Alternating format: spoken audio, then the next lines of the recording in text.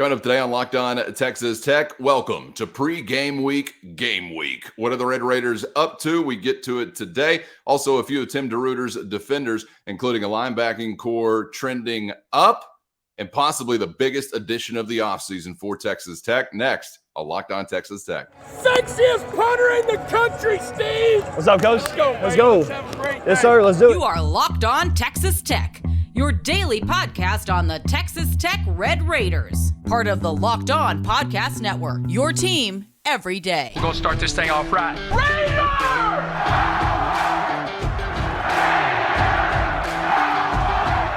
Everything runs through Lubbock.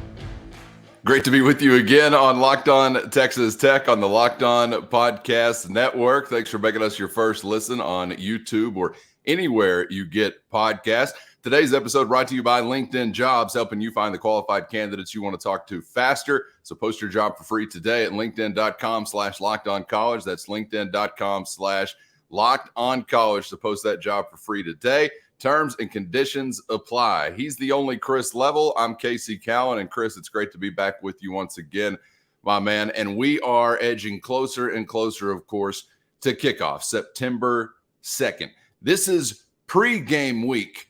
Game week. If you didn't know that was a thing, you're going to learn why it's a thing coming up. We're going to hear from Red Raider head coach Joey McGuire on a few different things here today. We will get to what he called a huge pickup, and that's on which side of the football. Also going to talk linebackers, a spot we spent a little time on so far this offseason. We know there are some big shoes to fill there, but sounds like optimism is running high for that group, at least to this point in fall camp. So we'll get to all of that with Coach McGuire. But first, Chris, we did actually want to get to, well, what's going on with the Red Raiders on campus this week, as we are just a couple of weeks away from kickoff. Here is head coach Joey McGuire.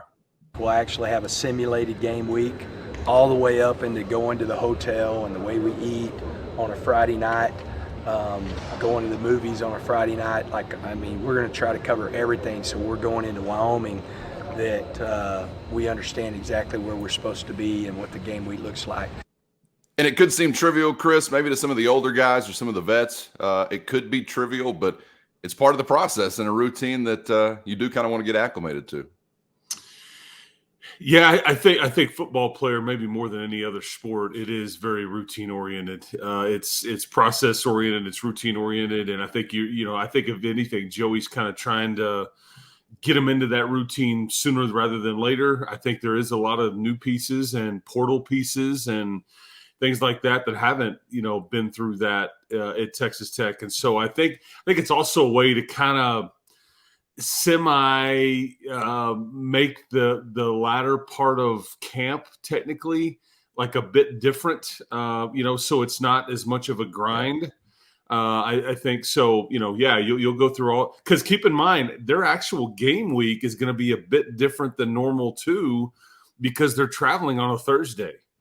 Normally I would do Joey's coach's show with him on a Thursday night, and the team would leave Friday afternoon. But this team's leaving, we're doing his coach's show that week on a Tuesday night. And so a week from tomorrow, technically. And then, the team's leaving on a Thursday afternoon so they can do their Friday morning practice in that altitude up in the mountains. So, but it's getting closer though, bottom line. And and they got through their scrimmage, Cowan, I think over the weekend. He talked about it afterwards. Healthy. I think they get a bunch of guys back this week that have kind of been, dinged up. This is just kind of that part of camp where you can kind of see the finish line, but you still got enough left to go, because I think classes start this week, and so anyway, it's getting a lot closer. Good to know. I'm glad you mentioned that. I always had hell figuring out when classes started when I was enrolled. But hey, 2023, I actually know when the fall semester could begin. And it's not just a road trip environment. They're going to want a little practice with that. I don't know how many, football fans out there are just aware that even, for like the home game leading up against Oregon or any others, they're sequestered to a degree. Yeah. And I know they want it to kind of be, something that bridges the gap to where, hey, you are at home and you should be more comfortable. This is an advantage. But that's also not just, hey, show up whenever you're ready after you kiss your girlfriend goodbye on Saturday morning, right? There's a whole process for those weeks as well where they get together as a team. You know, and it's funny you say that about class. I was in college. I was guilty of really only going to class in my early portion of my college career. I just would put the old backpack down when I got back from class, and I wouldn't touch it until the next time there was class. So it was kind of all the studying you had to do, and go to the library or go. Good grief, some of those classes an hour 20, Chris. Could you not have enough time? What I got to do at home? I just was like, man, I'm doing my part. They tell me to be there. I never miss. But yeah, it takes a little more than that, I think, in college. Oops. Yes, but this is what they do home and away during. There's certain times of practices. There are certain they're sequestered, hotel, all that business. They'll feed them at different times, and so much of it is dependent upon when the game will start because it kind of builds to that. And so this is fairly normal. This is their weekly routine once you get going. But what's weird is this year that's going to get tweaked a bit just because you have these 2 trips to Utah and then Wyoming that you're kind of leaving a day earlier. So they'll get a dry run for their BYU trip when you go into Wyoming because you're going to have gone through that same week routine. Yeah. But then you play on a Thursday this year and playing on TCU on a Thursday at home, which alters it. And then you play Texas on a Friday. So it's not just your normal. So anyway, but a lot to play with, a lot to mess with as far as scheduling and meetings and all this stuff. But man, I just, it's fun to be talking about this stuff and as opposed to some of the other stuff we've been talking about all summer because it means games are near. Yeah, exactly. And make sure that you're getting into your game week preparation, your habits, your routines. Want to get them well oiled for week number 1, which is a week from today. So go ahead and get some reps in this week. Maybe get on the barbecue grill, get out there, have a few morning beers because there may be an 11 a.m. kickoff you need some practice for somewhere this season. It's time, folks. It's time. If you wait till game day, you've waited too late. You can be out there rusty, a little out of shape while everybody else is kicking them back, having a great time. Okay. Hey, speaking of a great time, if this thing is coming true that we're about to talk about, it's going to be a great time for the Red Raiders in 2023. Let's get to the defensive side of the football, Chris, where in general, a defensive front has kind of been spoken of as having a chance overall, big picture wise as a group, to maybe be improved from where you were a season ago when you were pretty salty. And I want to get to specifically what Coach McGuire recently talked about involving his linebackers. Could they be better than they were a season ago? Pretty impactful group last year. Would love to see that come to fruition this season. We'll hear once again from head coach Joey McGuire on that next on Locked On Texas Tech. First, today's episode brought to you by LinkedIn Jobs. And these days, every new hire can feel like a huge gamble. And when we're talking about your livelihood or your business, that's not ideal, but never fear. That's where LinkedIn comes in to save the day by helping you find the best qualified candidates available fast and for free, all on one easy to use and secure platform. So head on over right now to linkedin.com/lockedoncollege to take advantage of their simple but specific targeting tools, allowing you to focus on candidates with just the right skills and experience so you can quickly prioritize who you'd like to consider. They go well beyond just resume data by using insights from your job post and their 875 million member profiles to put your post in front of the most qualified candidates faster than anybody else. So go to linkedin.com/lockedoncollege today to identify the most qualified candidates and connect with them fast and for free. A bad hire could sink your ship, but just the right hire could take your business to new heights this year. And that's just one reason why it's no coincidence that small businesses rate LinkedIn Jobs number 1 in delivering quality hires versus leading competitors. So head on over right now to linkedin.com/lockedoncollege and post your job for free today. It's so easy. A Pac-12 commissioner could do it at linkedin.com/lockedoncollege to post that job for free today with LinkedIn Jobs. Terms and conditions apply.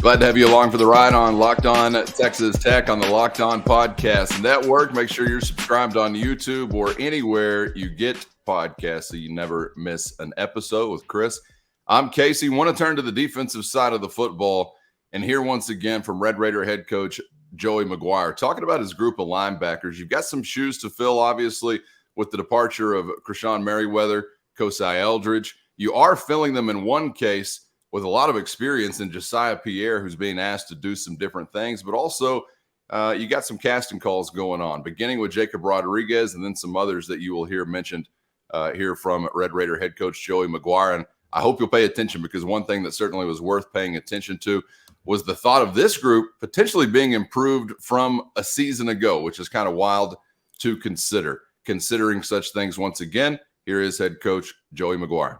The two starters, man, like Jacob Rodriguez, man, you're talking about a guy that has grown because you think about it. I mean, we all know he's a West Texas kid. He played quarterback, and he was a heck of a quarterback at Wichita Falls Rider.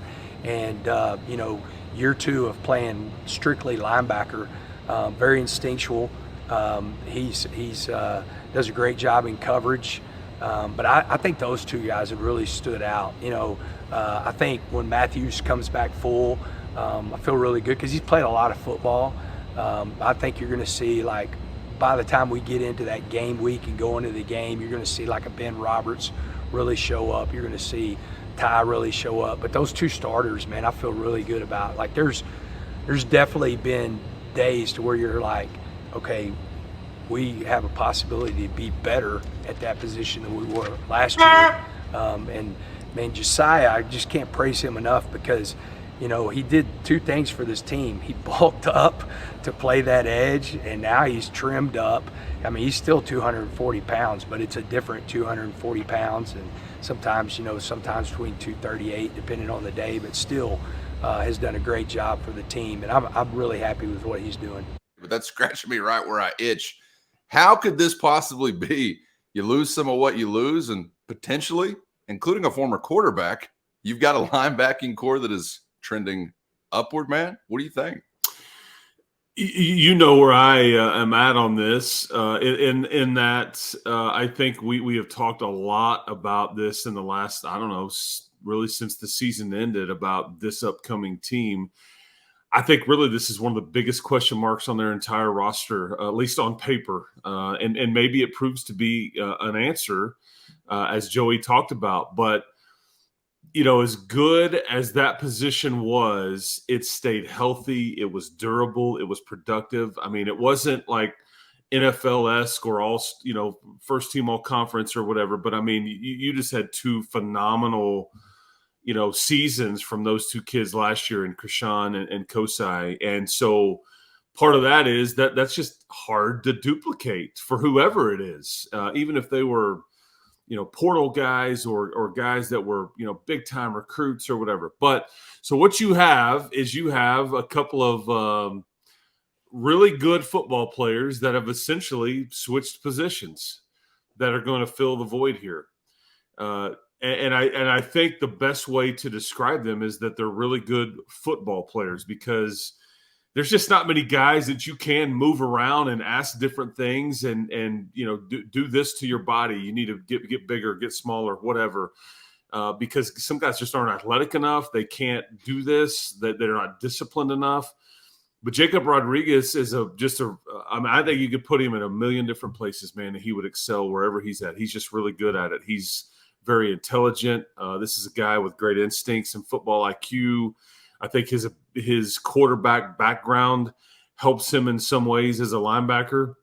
And then JP, is somebody that he's played a lot of good football here, and I think he flashed quite a bit on the edge last year, did Pierre. And I think that you're almost like, oh man, you're really going to move him? Like, cause he was doing really good where he was at and making game-changing type plays at times. But hey, he kind of went to Coach DeRuiter with this, knew that it would be a void on the roster, and is trying to help fill that void. Really? Yeah. So we'll see kind of what we get here. I don't think there's any doubt as to the two guys that are going to start. And then you hear Tyreek Matthews' name mentioned. He's been dinged up. I think he's maybe close to coming back. You've got guys like Ty Kana. I think Ben Roberts is somebody you hear Joey talking about there that I think has been very much in the mix as a backup. But then you've got the true freshmen like the John Currys and the Mike Dingles, Justin Horn, depending on if they leave him at backer, Wesley Matthews, the Midland meatball that they call him. There's some depth there. It's just really not a lot of proven depth at those positions, but they feel good about their numbers. It's just you don't have a lot of guys that have done it for long periods of time at those spots. But, man, I'm excited about it because if that group is good, I mean, look out, because I really feel good about a lot of other things on your roster that I think we kind of know at the minimum they're going to be pretty good. And if middle linebacker, those two spots right there are good, look out. I just love the story of a QB turned middle linebacker. I mean, that just is never going to get old. I don't know what your QB looked like, but my QB didn't look like a middle linebacker. and when you see him, when you talk to Jay, you're like stunned that he would have ever, because he didn't quite look like how he does now back then when he's playing QB, but he carried some weight. He was just twitchy and could do a bit of everything. But now he looks like he's always been a linebacker. Like he came out of the womb playing he's got no neck. He's just got that. I mean, just that look, man. He looks just like a linebacker supposed to look. Zach Thomas was made to back a line. If anybody was ever made to back a line. And I love always be marketing, always be pitching. I love Coach McGuire just going on extending West Texas out to where Wichita Falls, I believe. He's a West Texas kid out from Wichita Falls, which I'll allow it because I think that's west of the 98th meridian, which is originally where the West began, but they get too much damn rain now at the 98th to be considered Western. So I moved it on over to the 100th. But, hey, it's all West Texas. Shout out to the Gauchos, right? And that's not lost on Coach McGuire. He's going to count that one as one he kept in his backyard, I guess, from Wichita Falls. Yep, it's all West Texas. That's right. And Jacob is, man, he's like a really good golfer. But yeah, because you got a bunch of Wichita Falls flavor on your team, and Quan Willis, a backup running backs from Ryder as well. So, hey, before we move on, I wanted to ask you. I'm not sure I had a grasp of that context you alluded to. So take me back to Josiah Pierre, because I think you said in some ways he sort of brought this to Coach DeRuyter. Yes. I don't know that I anticipated that, but how did that turn of events come to be? So I think back very early in this offseason, I don't know if it was in bowl practices or if it was shortly after that, but he went to Coach DeRuyter and was like, "Hey, Coach, you remember that I played some inside linebacker when I was at Florida?" And I think Coach DeRuyter's response was, "I did not, was not aware of that, no." Because I think it was a mature move on Josiah's, and I'm guessing the conversation came up trying to replace, the Merriweathers. And then Kosai kind of went through this whole deal through the spring, kind of thinking maybe he might have a chance. So I think Josiah was just basically kind of raising his hand going, if there's a need there, I think I'd be interested in helping if you want me to. And so, because I think it kind of opened up Coach DeRuyter's eyes to one, not only trying to fill the void, but I think they feel like they've got some pretty good depth on the edge. And so, they may have gone to somebody different and been like, okay, we're going to make you move or whatever. But it just all kind of fell into place. But it was really a mature move on Pierre's play. And I told you this, I think it was a week ago. He's the guy that, it was like him and Tyler Owens. He's very into – You wish you could tell like a high school kid these things and get them to understand the nutrition, the sleep, the all the stuff that comes with trying to be really good at what you do. And it's taken even Josiah a few years, even in college, to kind of get that switch flipped. But after having talked to him about the position change and suggesting it, it's easy to see why he's ready to really excel, because it's like he's worried about all the things away from the field that would potentially help him be a really good football player. So, I know you did, and I did as well, a little more on the tail end, but there was an era of the linebacker at Texas Tech, and man, I would love to get back to that a little more consistently. And really, in I guess some recent history, that has been a point where you've had some consistent impact. Going back to Jordan Brooks many years ago, and a little run where you've had some guys that have been good players. Dakota Allen, and I mean, hey, Krishan Merriweather. I hate to not have that guy in red and black again, because that dude was just a tackling machine from sideline to sideline. So big shoes to fill, but it sounds like the early returns are encouraging. All right, coming up ahead, we're sticking with Texas Tech, of course. Chris Level has been beating the drum. Tim DeRuyter has been beating the drum. I think I heard Marcel Yates, CJIU beating the drum. Joey McGuire is beating the drum. For who? A really good football player we're getting to next, and you better be on the lookout for Braylon Lux. We're talking coverage up ahead on Locked On Texas Tech.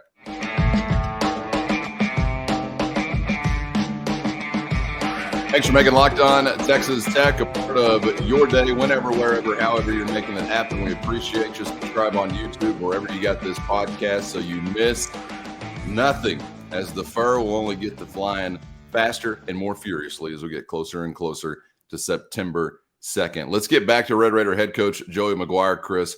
Talking about a guy that you better be on the lookout for. You better make a note in your program, whatever you want to do whenever you flip it on September 2nd or come to the Jones on September 9th, because it seems like this guy so far is unavoidable, unable to be ignored. That is Braylon Lux, the new addition from Fresno State.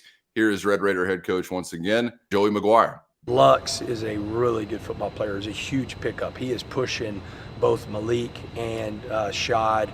Shad's having a good camp, but he is really pushing those guys for a starting position. And feel great about him. We've put in all our dimes defense, and so it's good to see him covering the slot. He's done a really good job there. Chris, even with all I know as far as the pitfalls of not trusting Chris Level, even with all I know that comes with that, you're telling me look out for Braylon Lux, and I'm still saying, yeah, okay, all these weeks and months leading up to now, and I just feel like we're going to hear more and more and more about him. Pretty high praise there from his head coach, and I just love being a college football fan in an era when we can talk about huge pickups on the free agent market, right? This is really exciting, man, and you've been calling this for weeks and months now. Yeah, and this is like one of those really nice GMCs or a Ford Raptor right here, as far as pickups. No, this is the statement that I would make about Braylon Lux right now, and I feel very comfortable making this statement. And I think it's going to prove to be fact. He either ends up taking somebody's starting spot at corner, or he's one of the best third corners of anybody in the Big 12. I just don't think, if he's not a starter, I just don't think there will be many teams, if any, in the Big 12 conference that will have a third corner as good as he is. And that's assuming he doesn't start. And so either way, and so if he were to bump Malik or Rashad, I think that statement probably still holds true, in that if one of those guys gets bumped and they're the third corner, then there's just not many teams in the league that would have a third corner as good as Malik or Rashad either. But that's what you've added. You've just added a bona fide starter. And again, he's smaller than Malik and Rashad. Okay, he plays at 5'10", and make no mistake, he's not one of these long rangy guys and all that, but he plays big. I think he has, what they talk about with him is that he's really embraced, since he got here, and I don't know if he's just been this way the whole time, but since he got here, what they have really appreciated about him is that he really embraces practicing hard and just practicing that part of the game and getting ready for this deal. He's like, he's jumped in with what they do. He practices, he goes hard all the time. I think that they clock, that GPS stuff, and they can figure out his workload, and they can tell he's straining in these practices. Like, he's really emptying his bucket. Cause it's hard data. I think they put it up on some board after practices, so everybody can kind of see, who did what. Yeah. I think that the GPS numbers get up there. I don't know if the workload stuff goes up there or not, but and some of that is used to monitor hey, man, we need to back off of our guys today. They've really been giving it to us. We need to back off a little bit. We need to keep them fresh. So it's used for different things, but they can track all that. And based on movements and the GPS numbers and all those things. But Braylon's just been a breath of fresh air. And I think the team, this is the hardest thing to do, I think, in most walks of life. No matter what you do, is to earn the respect of your peers. That's just hard. And I think he's done that in spades, man. I really do. I think that there's a lot of people that are very complimentary of him. The way he plays, the way he practices. So, yeah, man, a nice pickup for sure. Well, and a big opportunity for him. And that's part of what, I like about the transfer portal. And, of course, I like it when it benefits the team I'm rooting for, even more so. But I think it's interesting to see guys who have had some seasoning, made some plays elsewhere. And as you get closer to the end of the career, you got a big opportunity. With all due respect to Fresno State, it ain't the state of Texas. It ain't Texas Tech. It ain't the Big 12. So you got a chance to elevate and take it to the next level and get some more attention, good or bad. There will be more eyes on you for better or worse, but he's not the only one in that category, but certainly one of those that I would think is coming in with ample motivation to do the things that he needs to do, the small things the right way to come in and, earning respect, but doing it, as a new guy and somebody that's having to acclimate themselves to a pretty good football team last year. We got to remember that as well. You're coming into a group that had some success a season ago, right? So you're trying to fit into something that has been fruitful and has been productive. But I remember Marcel Yates talking about that last week, I think, that this guy really loves to practice, which is just not something you hear all the time, and no guarantee, right? When you get a guy on campus, uber talented, uber measurables, whatever it might be, if you don't like that Monday through Friday stuff, it's going to make it a lot harder on you.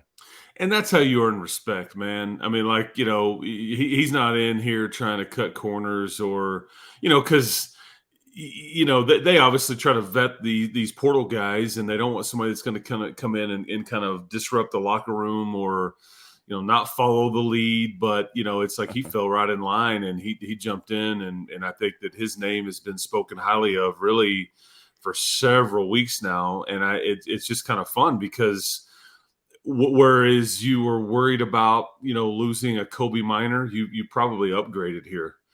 I mean, I think Kobe Minor may end up starting for Indiana at corner, but I think you ended up maybe with a better player based on the way that they have felt about Braylon Lux to this point. Because I don't know if Kobe Minor, and maybe I'm wrong, maybe I don't think Kobe Minor was ever going to be in a position to push Rashad or Malik to start. But I'm telling you, man, Braylon Lux may end up. And part of this is because, Malik's been out for a bit because of an ankle injury. And so it's allowed him to take advantage. And so we'll kind of see how that shakes out. This is not a knock on Rashad or Malik in any way. It's more of a Braylon Lux is really good. I think, and that they knew that, but I think maybe he's been a bit better than what they thought. Taking advantage of opportunity, and no harm in that. We have been defensive heavy today, and for your boys' sake, I could do it 5 days a week, but we'll spend some time on the offensive side of the football coming up tomorrow. We'll hear some thoughts from Juice Johnson on another new addition turning heads, and Dre McCray. We'll talk some quarterbacks this week, of course, as well, and much, much more. So hopefully you'll stick with us throughout the week. Be subscribed on YouTube or wherever you get podcasts so you don't miss an episode. Chris, we'll do it all over again tomorrow, man. Thanks for the time. Can't wait. Keep hope alive, people. Enjoy your Monday. You got it. Fall is in the air, at least until it gets to about 105 today. And then we're back to summer. Second summer, fall's fall. I think that's the time we're in right now. For Chris, I'm Casey. We'll see you for the next round on Locked On Texas Tech.